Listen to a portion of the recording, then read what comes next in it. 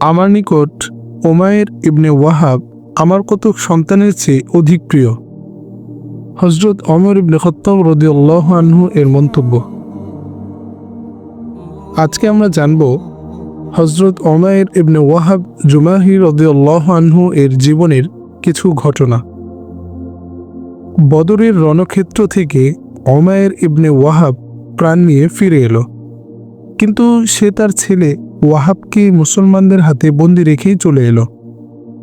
উমাইরের দারুণ ভয়, হয়তো মুসলমানরা তার ছেলেকে পিতার অপরাধের কারণে শাস্তি দিবে, নির্মম নির্যাতন করবে, কারণ সে রাসূলুল্লাহ সাল্লাল্লাহু আলাইহি ওয়াসাল্লামকে কষ্ট দিত, সাহাবীদের নির্মম নির্যাতন করত।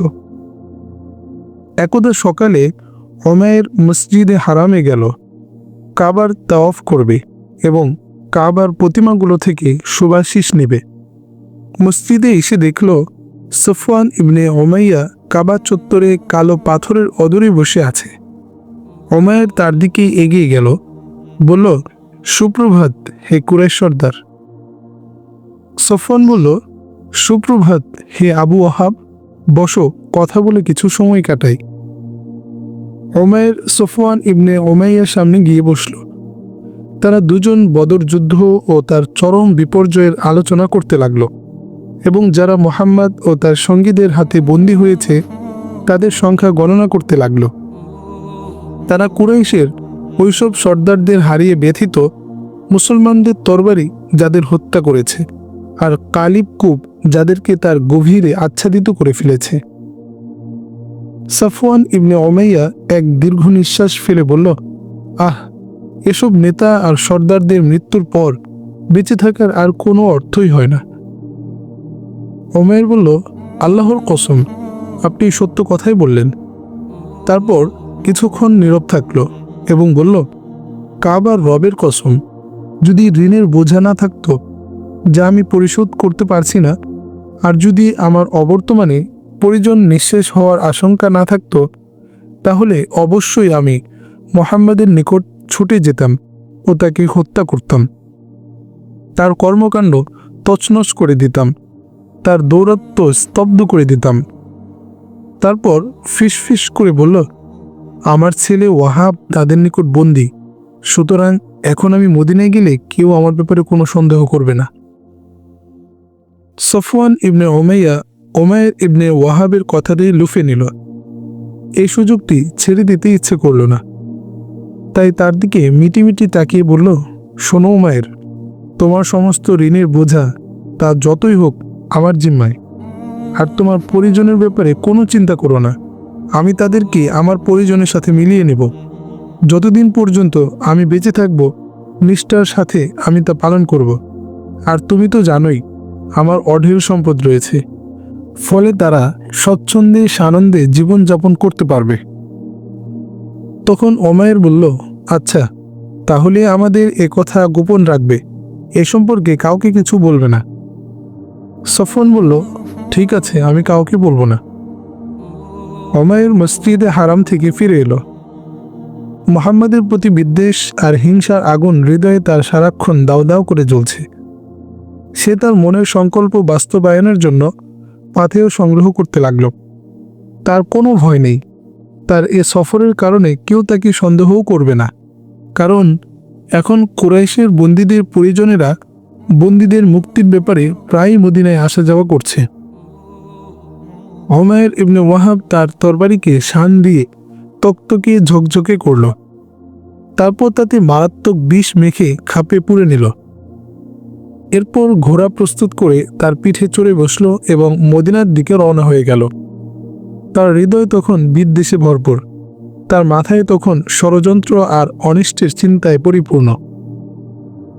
মদিনায় পৌঁছে উমাইর রাসূলুল্লাহ সাল্লাল্লাহু আলাইহি ওয়াসাল্লামের খোঁজে মসজিদে নববীর দিকে গেল। মসজিদের দরজার অদূরে পৌঁছে সে তার উটকে বসিয়ে তার পিঠ থেকে নেমে পড়ল। হযরত ওমর ইবনে খাত্তাব রাদিয়াল্লাহু আনহু তখন কয়েকজন সাহাবীর সাথে মসজিদের দরজার নিকটে বসেছিলেন। তারা বদরের স্মৃতিচারণ করছিলেন, কুরাইশের বন্দী আর নিহতদের আলোচনা করছিলেন।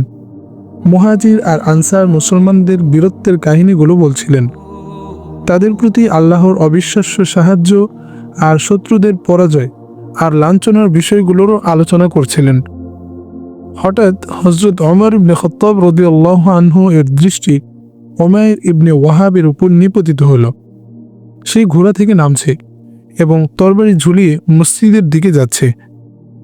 হযরত ওমর ইবনে খাত্তাব রাদিয়াল্লাহু আনহু দাঁড়িয়ে গেলেন এবং ভীত সন্ত্রস্ত কণ্ঠে বললেন, এই তো কুকুর, আল্লাহর শত্রু উমাইর ইবনে ওয়াহাব। আল্লাহর কসম, নিশ্চয়ই কোনো দুরভিসন্ধি নিয়ে সে এসেছে। মক্কায় সে মুশরিকদের আমাদের বিরুদ্ধে খেপিয়ে তুলত। বদরের পূর্ব পর্যন্ত সে তাদের গুপ্তচর ছিল। তারপর সঙ্গীদের বললেন, যাও, দ্রুত রাসূলের নিকট যাও, তাকে ঘিরে রাখো, সতর্ক থেকো, এই খবিস কুচুকরি যেন গাদ্দারি করতে না পারে। তারপর হযরত ওমর ইবনে খাত্তাব রাদিয়াল্লাহু আনহু রাসূলুল্লাহ সাল্লাল্লাহু আলাইহি ওয়াসাল্লামের নিকট ছুটে গেলেন। বললেন, ইয়া রাসূলুল্লাহ, এই তো আল্লাহর শত্রু উমাইর ইবনে ওয়াহাব, তরবারি ঝুলিয়ে এসেছে। নিশ্চয়ই কোনো দুরভিসন্ধির জন্য এসেছে। রাসূলুল্লাহ সাল্লাল্লাহু আলাইহি ওয়াসাল্লাম বললেন, তাকে আমার নিকট নিয়ে এসো। হযরত ওমর রাদিয়াল্লাহু আনহু উমাইর ইবনে ওয়াহাবের নিকট ছুটে গেলেন। তার কলার চেপে তরবারির বেল্ট দিয়ে গর্দান পেঁচিয়ে ধরলেন। তারপর টেনে টেনে রাসূলুল্লাহ সাল্লাল্লাহু আলাইহি ওয়াসাল্লামের নিকট নিয়ে এলেন।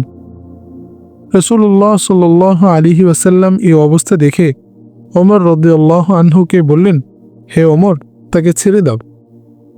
তারপর বললেন, তুমি তার থেকে সরে দাঁড়াও। ওমর রাদিয়াল্লাহু আনহু সরে দাঁড়ালেন। তখন রাসূলুল্লাহ সাল্লাল্লাহু আলাইহি ওয়াসাল্লাম উমাইর ইবনে ওয়াহাবের দিকে ফিরে তাকালেন ও বললেন, হে উমাইর, এগিয়ে এসো। উমাইর এগিয়ে এসে বলল, সুপ্রভাত। রাসূলুল্লাহ সাল্লাল্লাহু আলাইহি ওয়াসাল্লাম বললেন, হে উমাইর, আল্লাহ আমাদেরকে এর চেয়ে সুন্দর একটি শুভেচ্ছা বিনিময় পদ্ধতি শিক্ষা দিয়েছেন। তা হলো সালাম দেওয়া। এটা জান্নাতীদের শুভেচ্ছা বিনিময় পদ্ধতি। উমাইর বলল, আপনি আমাদের শুভেচ্ছা বিনিময় পদ্ধতি সম্পর্কে অজ্ঞ নন, আর আপনার পদ্ধতি তো একেবারেই অভিনব।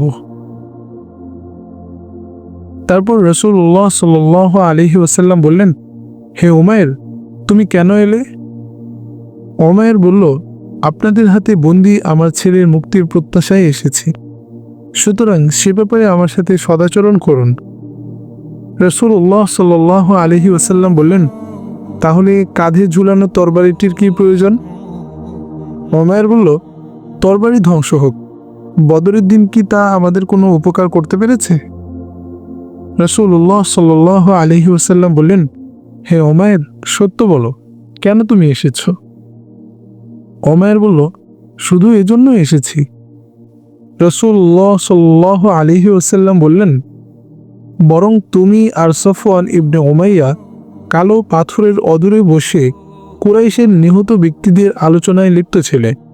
তারপর তুমি বলেছিলে, হায়, যদি আমার ঋণের বোঝা আর পরিজনের প্রতি পালনের দায়িত্ব না থাকতো, তাহলে আমি গিয়ে মুহাম্মদকে হত্যা করতাম। তখন সফওয়ান ইবনে উমাইয়া আমাকে হত্যার শর্তে তোমার ঋণের ও পরিবার পরিজনদের প্রতি পালনের দায়িত্ব নিয়েছে। শোনো, আল্লাহ তোমার ও আমার মাঝে অন্তরায় সৃষ্টিকারী। উমাইর ক্ষণকাল হতবাক ও কিংকর্তব্য বিমূঢ় হয়ে রইল। তারপর বলল, আশহাদু আন্নাকা রাসূলুল্লাহ, আমি সাক্ষ্য দিচ্ছি আপনি আল্লাহর রসুল। এরপর উমাইর বলতে লাগলো, ইয়া রাসূলুল্লাহ, আপনি আমাদের নিকট ঊর্ধ্বলোকের যে সংবাদ, যে ওহী নিয়ে আসতেন, আমরা তা মিথ্যা বলতাম। কিন্তু সফওয়ানের সাথে আমার এই ষড়যন্ত্রের কথা সে আর আমি ছাড়া দুনিয়ার কেউ জানে না। আল্লাহর কসম করে বলছি, আমার দৃঢ় বিশ্বাস আল্লাহই তা আপনাকে জানিয়ে দিয়েছেন। সুতরাং সকল প্রশংসা ওই আল্লাহর, যিনি আমাকে ইসলামের হিদায়াত দানের জন্য আপনার নিকট টেনে এনেছেন। তারপর বলল, লা ইলাহা ইল্লাল্লাহু মুহাম্মাদুর রাসূলুল্লাহ, আমি সাক্ষ্য দিচ্ছি আল্লাহ ছাড়া কোনো ইলাহ নেই, মুহাম্মদ আল্লাহর রসুল। তিনি তখন মুসলমান হয়ে গেলেন।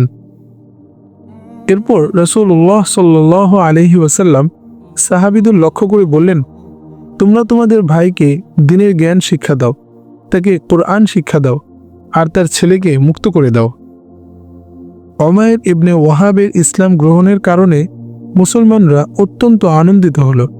এমনকি হযরত ওমর ইবনে খাত্তাব রাদিয়াল্লাহু আনহু আনন্দের আতিশয্যে বলে ফেললেন, উমাইর যখন রাসূলের নিকট এলো তখন তার চেয়ে একটি শূকরও আমার নিকট অধিক প্রিয় ছিল, আর সে এখন আমার নিকট আমার কত পুত্রের চেয়ে অধিক প্রিয়। উমাইর যখন ইসলামী শিক্ষায় নিজেকে পুত পবিত্র করছিল, কোরআনের আলোকে হৃদয়কে টইটুম্বর করছিল, আর মক্কা ও মক্কাবাসীদের কথা ভুলে জীবনের সবচেয়ে আনন্দঘন ও মূল্যবান সময় কাটাচ্ছিল, ঠিক তখন সফওয়ান ইবনে উমাইয়া নিজেকে বহু অলিক বর্ণিল আশায় প্রবোধ দিচ্ছিল। কুরাইশের সভা মজলিসে ঘুরে ঘুরে বলছিল, সত্তর এক মহা সুসংবাদ শুনতে পাবে যা তোমাদের বদরের নির্মম বেদনার কথা ভুলিয়ে দেবে। সফওয়ান ইবনে উমাইয়ার প্রতিজ্ঞা যখন ক্রমে দীর্ঘ থেকে দীর্ঘতর হতে লাগলো এবং হৃদয় ক্রমে অস্থির ও বেচাইন হয়ে পড়তে লাগলো, তখন সে আর নিজেকে ধরে রাখতে পারল না। কাফেলার লোকদের ওয়াহাব ইবনে উমাইরের কথা জিজ্ঞেস করতে লাগলো, কিন্তু কারো নিকট সন্তোষজনক উত্তর পেত না। অবশেষে একদিন এক অশ্বারোহী এসে বলল, উমাইর ইসলাম গ্রহণ করেছে। সংবাদটি বজ্রের ন্যায় তার মর্মমূলে আঘাত হানল, কারণ সে বিশ্বাস করত পৃথিবীর সবাই ইসলাম গ্রহণ করলেও উমাইর কিছুতেই তা গ্রহণ করবে না। এদিকে উমাইর ইবনে ওয়াহাব রাদিয়াল্লাহু আনহু ইসলামের মৌলিক জ্ঞান অর্জন করে যথাসাধ্য আল্লাহর কালাম মুখস্থ করে রাসূলুল্লাহ সাল্লাল্লাহু আলাইহি ওয়াসাল্লামের নিকট এসে বললেন, ইয়া রাসূলুল্লাহ, জীবনে একটি সময় কেটে গেছে যখন আমি দিন রাত আল্লাহর নূরকে নির্বাপিত করতে ব্যস্ত থাকতাম, মুসলমানদের নির্বিচারে কষ্ট দিতাম, নির্যাতন করতাম। আমি এখন মনে প্রাণে চাই আপনি আমাকে অনুমতি দিলে আমি মক্কায় ফিরে যাব, কুরাইশদের আল্লাহ ও তার রাসূলের দিকে আহ্বান করব। যদি তারা কবুল করে তবে তো অত্যন্ত ভালো কাজ করল, আর যদি তারা আমার থেকে বিমুখ হয় তাহলে আমি তাদেরকে তাদের ধর্মের কারণে নির্যাতন নিপীড়ন করব, যেমন সাহাবীদের নির্যাতন করতাম। রাসূলুল্লাহ সাল্লাল্লাহু আলাইহি ওয়াসাল্লাম তাকে অনুমতি দিলেন।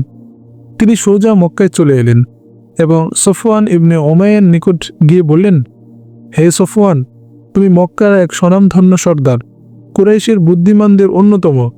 তুমি কি মনে করো তোমরা যে পাথরের পূজা করছো এবং তার সন্তুষ্টির জন্য পশু বধ করছো তা বুদ্ধির বিচারে ধর্ম হতে পারে? আর আমি তো সাক্ষ্য দিই, লা ইলাহা ইল্লাল্লাহু মুহাম্মাদুর রাসূলুল্লাহ, আল্লাহ ছাড়া কোনো উপাস্য নেই, মুহাম্মদ সাল্লাল্লাহু আলাইহি ওয়াসাল্লাম আল্লাহর রসুল। তারপর উমাইর ইবনে ওয়াহাব রাদিয়াল্লাহু আনহু মক্কায় লোকদেরকে আল্লাহর দিকে আহ্বান করতে লাগলেন, ফলে তার হাতে অনেক লোক ইসলাম গ্রহণ করল। আল্লাহ উমাইর ইবনে ওয়াহাব রাদিয়াল্লাহু আনহুকে প্রভূত প্রতিদানে ভূষিত করুন এবং তার কবরকে নূরে নূরান্বিত করুন।